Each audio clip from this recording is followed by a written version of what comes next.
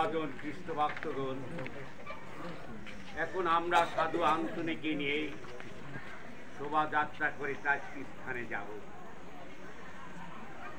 প্রভু যীশু খ্রিস্টের জন্ম জয়ন্তী এই 2025 আমরা হলাম তীর্থযাত্রী। আমাদের জীবনে সবচেয়ে গুরুত্বপূর্ণ